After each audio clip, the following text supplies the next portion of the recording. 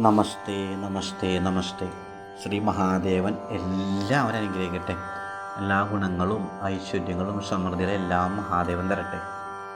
ഈ വരുന്ന 26-ാം തീയതി മഹാശിവരാത്രിയാണ്.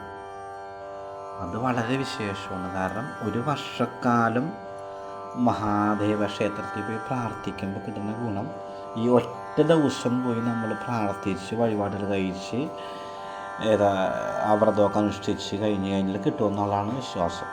അത്രയും പ്രാധാന്യമുണ്ട് ആ ദിവസത്തിന്. വാസ്തവത്തില്ലേ ഈ മഹാശിവരാത്രി എന്ന് പറഞ്ഞാൽ ഒരു വർഷക്കാലം മഹാദേവനെ പ്രാർത്ഥിച്ച് വഴിപാട് കഴിക്കുന്നതിനും പോയി പ്രാർത്ഥിക്കുന്നതിനും പോയി വ്രതനുഷ്ഠിക്കുന്നതിനൊക്കെ കിട്ടുന്ന ഗുണം ഈ ഒറ്റ ദിവസം നമ്മൾ കഷ്ടപ്പെട്ടാൽ കിട്ടുമെന്നാണ് പറയാം.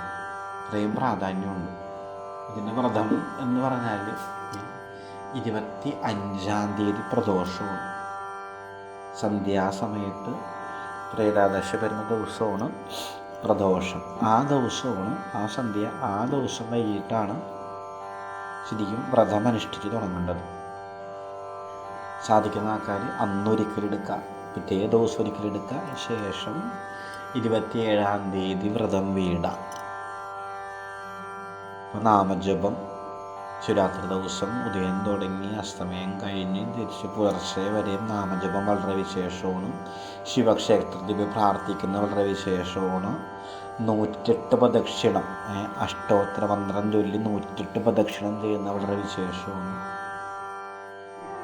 വിവാഹം നടക്കാത്തവർക്ക് വിവാഹം നടക്കാനും, സന്താനങ്ങൾ ആവാത്തവർക്ക് സന്താനം ആകാനും, ദീർഘസുമംഗലിയായിട്ട് ജീവിക്കാനും, അങ്ങനെ ഒട്ടനവധി ഗുണങ്ങളാണ് ഈ ദിവസത്തിൽ നമ്മൾ പോയി പ്രാർത്ഥിച്ച് വ്രതം അനുഷ്ഠിച്ച് കഴിഞ്ഞാലൊക്കെ കിട്ടുന്നത്.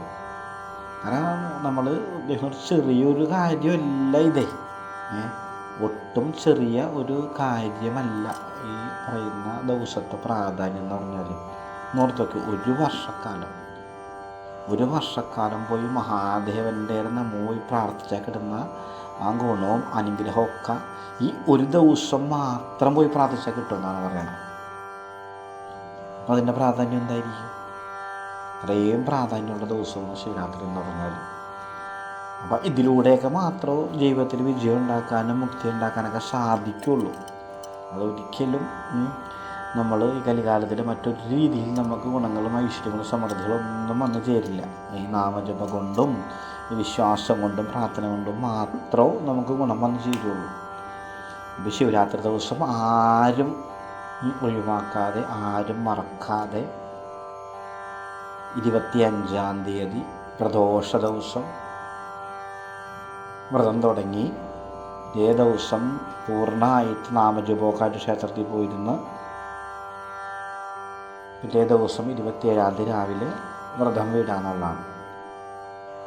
അത് അത്രയും പ്രാധാന്യമുണ്ട്. ക്ഷേത്രത്തിൽ പോയി നാമം ജപിച്ചിരിക്കുക, ഉടനെ അഖണ്ഡനാമമായിട്ട് ജപിച്ചിരിക്കുക, അതുപോലെ തന്നെ അഷ്ടോത്തര മന്ത്രങ്ങൾ ജപിച്ച് പ്രാർത്ഥിക്കുക, അതുപോലെ 108 പ്രദക്ഷിണം ചെയ്ത് പ്രാർത്ഥിക്കുക, 21 പ്രദക്ഷിണം ചെയ്ത് പ്രാർത്ഥിക്കുക.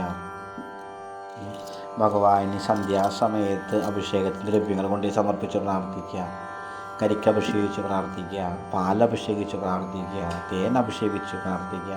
അങ്ങനെ അനവധി കാര്യങ്ങൾ ചെയ്ത് പ്രാർത്ഥിക്കാൻ പറ്റിയൊരു ദിവസമാണ് ഈ ശിവരാത്രി ദിവസം എന്ന് പറഞ്ഞാൽ. അപ്പോൾ അതിനകത്ത് അനവധി ഗുണങ്ങളും പറയുന്നുണ്ട്. സർവത്ര രോഗങ്ങളും മാറാൻ നല്ലതാണ് ഈ ദിവസം നമ്മൾ സന്ധ്യാസമയത്ത് ഉള്ള അഭിഷേകത്തിൽ പങ്കെടുത്ത് കരിക്കഭിഷേകിച്ച് നീതിച്ച് കഴിക്കണം നല്ലതാണ്. പാലഭിഷേകിച്ച് നീതിച്ച് കഴിക്കണം നല്ലതാണ്.